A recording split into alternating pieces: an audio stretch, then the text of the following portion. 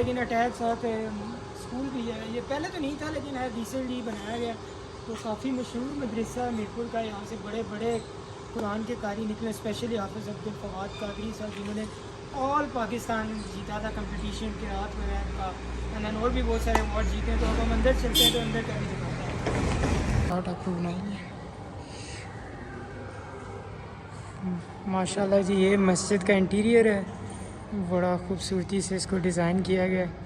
ابھی ہم آپ کو تھوڑا قریب سے بھی ویوز دکھائیں گے. مسجد کے انٹیریئر میں ہم آ چکے ہیں. ماشاءاللہ بڑی پیاری مسجد ہے, بہت اچھے طریقے سے اس کو ڈیزائن کیا گیا ہے. بہت پیارا ویو ہے اس کا ماشاءاللہ. تھوڑا آگے چلتے ہیں, آپ کو قریب سے بھی دکھاتے ہیں. اس طرف آئیں تو اللہ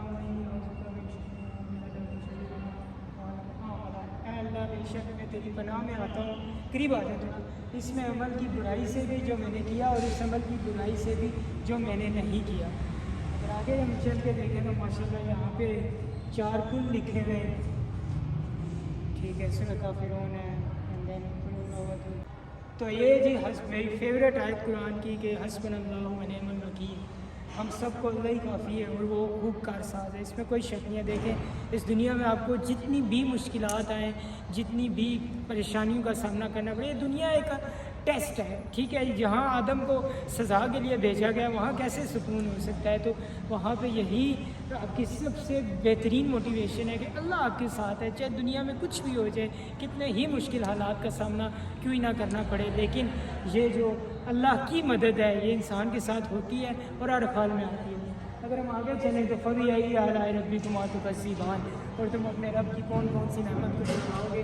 دیکھیں زیادہ دور جانے کی ضرورت نہیں ہے. یہ انسان کا جو ظاہر ہے یہی بہت بڑی رب کی نعمت ہے. اگر ہمارے پاس 1 منٹ کے لیے سوچیں یہ زبان نہ ہو جس سے ہم اتنی چرب زبانی سے اتنا کچھ بیان کر رہے ہیں تو کیا ہماری زندگی کیسی ہو.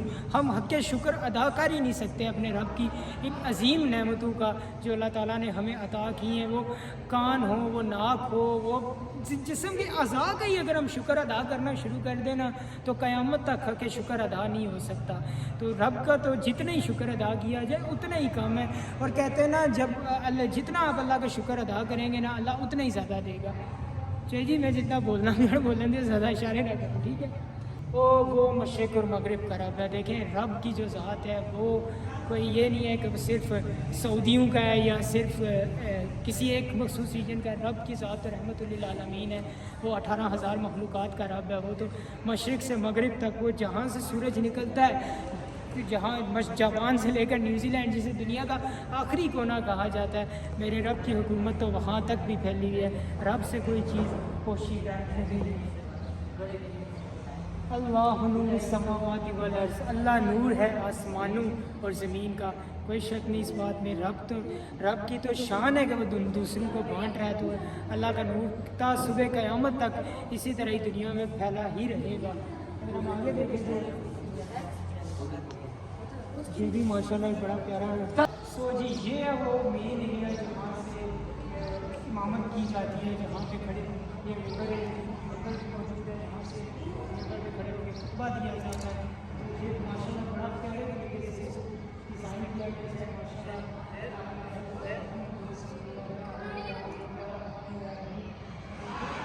پیارے انداز سے اس کو بڑا اچھا اسٹیبلش کیا گیا ہے. اوبیسلی تھرو آؤٹ مسجد بہت خوبصورت ہے. جس طرح اس کا جو اوپر والا پورشن ہے اس کو ایک آسمان کی لک دی گئی ہے. جس طرح یہ مبارک نام لکھے ہیں چاروں طرف. اگر میرا کیمرہ مین آپ کو دکھائے چاروں طرف کے شاٹ اگر دکھائیں تو اوپر کر کے دکھائیں, یہ جو نام مبارک لکھے ہیں چاروں طرف سے دکھائیں. ماشاء اللہ بہت مسجد کا جو انٹیریئر ہے بڑی خوبصورتی سے بنایا گیا ہے. اس طرح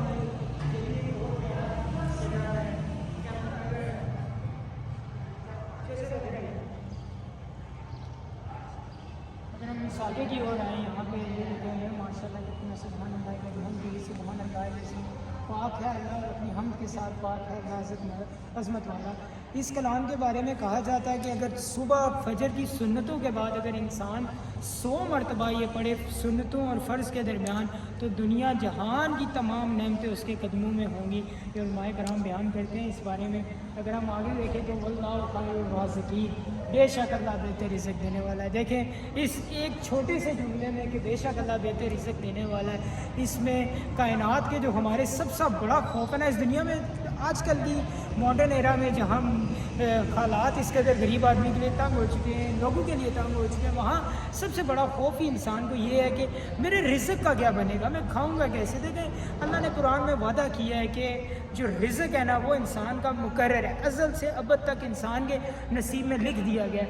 دعا سے وہ رزق بڑھ ضرور سکتا ہے، لیکن کب کوئی ایسا دنیا میں انسان نہیں ہے، کوئی ایسا کوئی وقت کا فرعون ہو، وقت کا یزید ہو، کوئی طاقتور، کوئی کمپنی کا باس آپ کا رزق نہیں چھین سکتا. جو رزق آپ نے کھانا ہے، اگر آپ نے ایک روٹی کھانی ہے نا یار، اگر آپ 2 کھا بھی لیں گے نا آپ کو الٹی ہو جائے گی. تو جو رزق آپ کے نصیب میں لکھا ہے وہ آپ تک آنا ہے. کس راستے سے آنا ہے یہ اللہ کو بہتر پتہ ہے. کیا کہا جاتا ہے انسان کا رزق انسان کو 100 گنا شدت سے تلاش کرتا ہے. تو رزق کے بارے میں یہ جو ہمارے وہم و گمان ہے کہ اگر ہم فارن کنٹریز یا یہ وہ نٹر پٹر جو ہمارے کنسیپٹس بنے ہوئے ہیں اس بارے میں نہیں پڑھنا چاہیے، کیونکہ جو رزق کا وعدہ ہے وہ رب باری تعالیٰ نے روز ازل سے کیا ہے، قرآن پاک نے کیا ہے، ہمارے حضور پاک نے اس کو بیان کیا ہے، تمام خلفائے راشدین نے اس کو بیان کیا ہے. تو اس بارے میں تو خیر کوئی اتنی شک و شبہات نہیں ہونی چاہیے. کہہ دو اللہ ہی کیا اللہ بے نیاز ہے، کوئی شک نہیں جی اللہ کی ذات وحدہ لا شریک ہے، نہ اللہ کا کوئی ثانی ہے، نہ اللہ کی کوئی اولاد ہے، اللہ واحد وہ یکتا ہی ہے. ربنا آتنا فی الدنیا حسنۃ وفی الآخرۃ حسنۃ وقنا عذاب النار. اور آخرت میں بھی ہے ہمارے رب عطا فرما ہمیں دنیا میں بھی بھلائی اور بچا ہمیں آپ کے عذاب سے.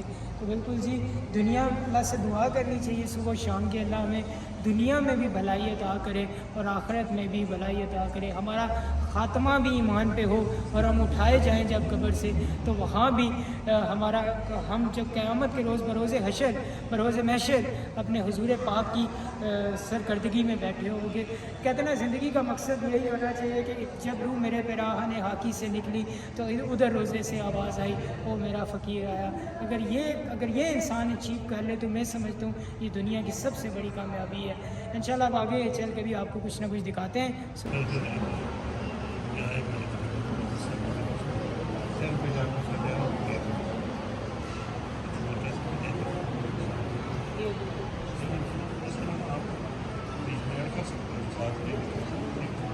میں پرسنلی ادھر جاؤں گا انشاءاللہ.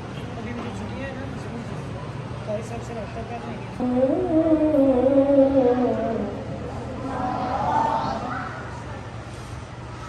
وسلام على المرسلين والحمد لله.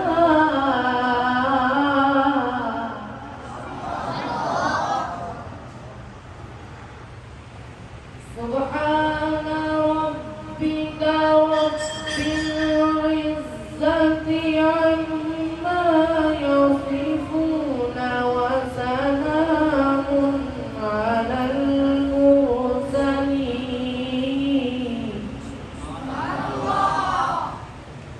والحمد لله رب العالمين.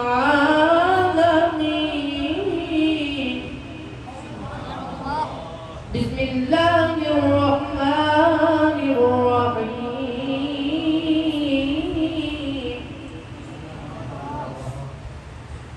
إنا أعطيناك الكوثر فصل لربك وانحر إن شانئك هو الأبتر. إن شانئك هو الأبتر.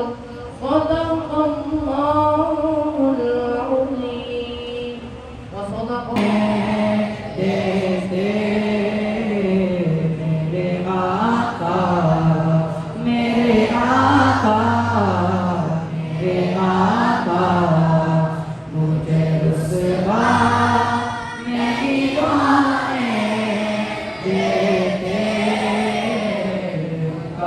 Yeah. مانگتا اپنے منگتوں کی وہ فہرست میں رکھتے ہیں مجھے اپنے منگتوں کی وہ فہرست میں رکھتے ہیں مجھ کو مانگتا مجھ کو مانگتا مجھ کو مانگتا یہ کسی کا نہیں مانے.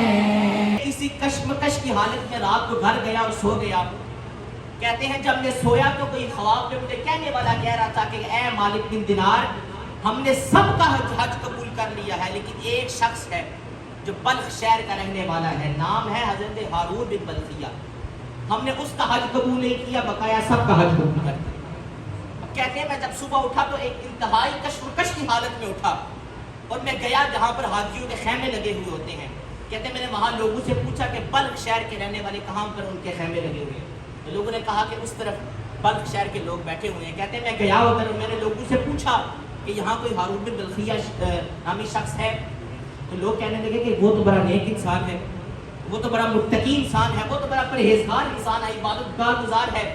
تو کہتے ہیں مجھے میرے ذہن میں خیال آیا کہ مجھے خواب میں بتایا جا رہا ہے کہ اس شخص کا حج قبول نہیں, اور لوگ مجھے کہہ رہے ہیں کہ بڑا نیک انسان ہے, بڑا عبادت والا ہے. کہتے ہیں میں نے لوگوں سے پوچھا کہ یہ شخص کہاں ملے گا, تو کہنے لگے کہ یہ سامنے ایک پہاڑی ہے, اس کے پیچھے اس نے اپنا خیمہ لگایا ہوا ہے, تو وہاں پر وہ اللہ کی عبادت کر رہا ہوگا.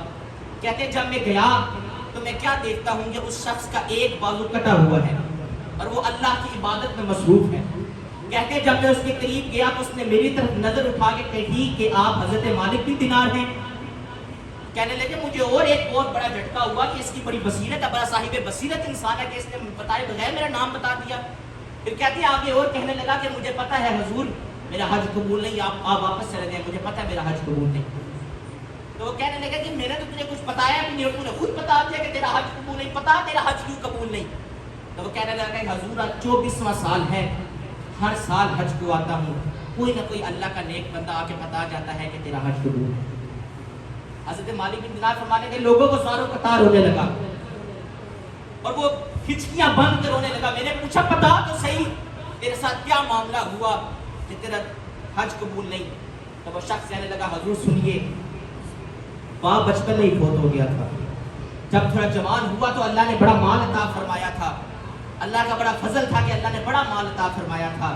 حضور جب اللہ نے مال عطا فرمایا تو عیاش بن گیا, گناہوں میں پڑ گیا. کہتے ہیں رمضان شریف کا مہینہ تھا, میں نشے کی حالت میں گھر گیا, میری ماں آگے کھڑی ہوئی تھی, میں نے اپنی ماں کو بلایا ماں مجھے روٹی بنا کے دے. تو ماں کہنے لگی کہ بیٹا آج رمضان کا مہینہ ہے, تمہیں پتہ نہیں کہ ہم سب نے روزہ رکھا ہوا ہے اور تو مجھے آ کے کہہ رہا ہے کہ مجھے روٹی بنا کے دے, تو شرم نہیں آتی. تو وہ کہتا ہے کہ میں نشے کی حالت میں تھا اور شیطان کا غلبہ ہوا, میں نے اپنی ماں کو زوردار تھپڑ مار دیا.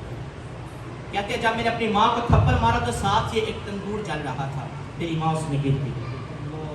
وہ شخص کہنے لگا کہ مجھے لوگوں نے پکڑ کر کمرے میں بند کر دیا, رات ساری مجھے چیخو پکار کی آوازیں آتی رہی, ہلچل کی آوازیں آتی رہی, لیکن مارا کیا کرتا, میں نشے کی حالت میں تھا. جب صبح اٹھا اور جب نشے کی غنودگی ختم ہوئی تو باہر نکلتا ہوں تو میری بیوی اپنے کپڑے باندھ رہی ہے. میں نے بولا تجھے کیا ہوا, تو کدھر جا رہی ہے؟ تو بیوی کہنے لگی جو اپنی ماں کا نہیں بنا میرا کیا بنے گا. وہ شخص کہنے لگا میری ماں کدھر گئی؟ تو وہ کہنے لگی تیری ماں تو رات بھی فوت ہو گئی تھی, جا کے قبرستان میں دیکھ لوگوں نے تیری ماں کو دفنا دیا ہے. تو وہ کہنے لگا تم لوگوں نے مجھے کیوں نہیں بتایا کہ میری ماں فوت ہو گئی ہے؟ تو وہ اس کی بیوی کہنے لگی کہ تیری ماں نے وصیت کی تھی کہ مرتے ہوئے تجھے اس کا چہرہ نہیں دکھایا جائے. وہ کہتا ہے مجھے اتنا اللہ کی طرف مجھے اتنا دکھ ہوا کہ میں نے یہ کیا کر دیا اپنی ماں کے ساتھ.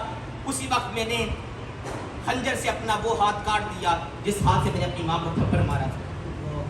حضرت مالک بن دینار فرمانے لگے کہ حضور, وہ پھر رونے لگا اور اتنا رو کے کہتا ہے حضور آج 24واں سال ہے, ہر سال حج کو آتا ہوں, ہر سال اپنے اللہ سے معافی مانگتا ہوں کہ یا اللہ معاف کر دے, لیکن ہر سال کوئی نہ کوئی اللہ کا نیک بندہ آ کے بتا جاتا ہے کہ میرا حج قبول ہے.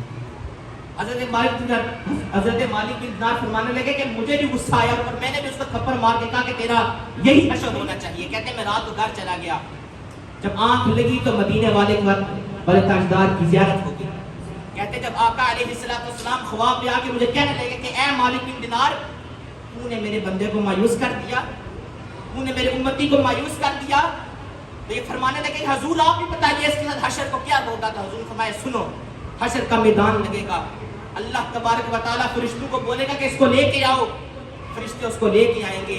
अल्लाह फरमाएगा इसका नामा अमाल खोलो, इसके नामा अमाल में जब पता लगेगा कि ये अपनी माँ का कातिल था, अल्लाह फरमाएगा इसको जहन्नुम में डाल दो।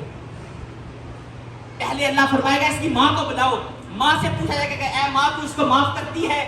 तो वो माँ बोलेगी कि अल्लाह मैं छोटा था इसको मैंने इसको दूध पिलाया, इसको पानी बोलना नहीं आता था, मैंने इसको पानी पिलाया, इसको रोटी खिलाई, इसको बड़ा किया, और इसने मुझे ही आके थप्पड़ मार दिया, मालिक मैं इसको माफ नहीं करती। अब फरिश्ते उसको घसीट के जहन्नुम की तरफ लेकर जा रहे हैं, और वो अपनी माँ की तरफ हसरत की निगाहों से देख रहा है, माँ फरिश्ते मुझे जहन्नुम लेकर जा रहे हैं, माँ ये मुझे जहन्नुम में डाल देंगे, मुझे ये आग में डाल देंगे, माँ खुदारा माफ कर दे। हुजूर फरमाते उसकी माँ कहेगी अल्लाह फरिश्तों को रोक ले, बेशक इसने मुझे थप्पड़ मारा है, ए अल्लाह बेशक इसने मुझे खुद कत्ल किया है, लेकिन ए अल्लाह ये ममता भी तो तूने मेरे दिल में डाली है ना, ए अल्लाह मैं इसको माफ करती। हज़रत मालिक बिन फरमाते मैंने जान के उसको कहा कि शख्स तू जो मुबारकबाद है कि अल्लाह तेरी बख्शिश फरमा देगा। तो मौजूद सामीन कराम, बात बताने का मकसद ये है कि आज जिनका ये इसाले सवाब की महफिल है वो बड़ी खुशनसीब खातून है कि जिन्होंने अपने पीछे इतने नेक बंदे छोड़े हैं कि जो उनकी खत्म की महफिल भी सजाते हैं। दुआ करें अल्लाह चौधरी मोहम्मद तारिक साहब ने भी अपना खास फजल फरमाए कि उन्होंने अपनी सास मरहूमा का इसाले सवाब की महफिल सजाई है। ये मोहम्मद इब्राहिम साहब और मोहम्मद इब्रार साहब और के वालिदैन मरहूमैन के लिए भी आप बख्शिश की दुआ करें, अल्लाह उनकी बख्शिश और मुग़फ़िरत फरमाए, और हमें अपनी माँ बाप का, अपने उस्तादों का और अपने बड़ों का अच्छा अदब अता फरमाए। आखिर दामाना अल्हम्दुलिल्लाह। اللهم ربنا ظلمنا انفسنا وان لم تغفر لنا وترحمنا لنكونن من الخاسرين۔ اے اللہ مسجد میں یہاں بیٹھ کر تیرے کلام کی تلاوت کی، تیرے محبوب کی نعتیں پڑھی گئی، اے اللہ جو ذکر و اذکار کیا گیا، ساتھ قرآن پاک پڑھ کے میرے ذکر کیے گئے، اے اللہ نظر پیش کیا گیا، اپنے پڑھانے میں اپنے مقابلے میں کسی کی غلطی کوتاہی غلطی ہو گئی ہو تو پیارے حبیب حضرت محمد مصطفیٰ صلی اللہ علیہ وسلم کی وسیلہ سے معاف فرما کے اس کو صحیح کر کے اپنی پاک بارگاہ میں قبول منظور فرما۔